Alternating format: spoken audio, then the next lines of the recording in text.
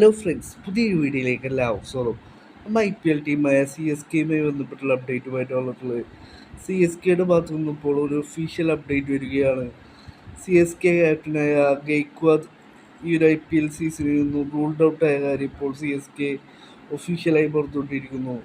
CSK ക്യാപ്റ്റനായ Gaikwad എൽബോന് injury പറ്റിയതിനാലാണ് ഇപ്പോൾ ruled ഔട്ടായിട്ടുള്ളത്.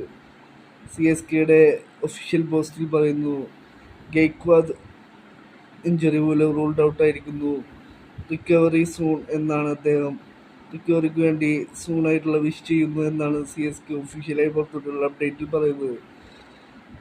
Remaining IPL സീസണിലേക്ക് MS ധോണിയെ ക്യാപ്റ്റനായി announce ചെയ്യുകയും ചെയ്തു CSK. തുടർന്നുള്ള മത്സരങ്ങളിലേക്ക് ക്യാപ്റ്റനായിട്ട് MS ധോണിയാണ് ഇപ്പോൾ CSK അനൗൺസ് ചെയ്തിട്ടുള്ളത്. നാളെയാണ് CSKയുടെ അടുത്ത മത്സരം വരുന്നത്. കൊൽക്കത്ത നൈറ്റ് റൈഡേഴ്സുമായിട്ടാണ് CSKയുടെ അടുത്ത മത്സരം വരുന്നത്.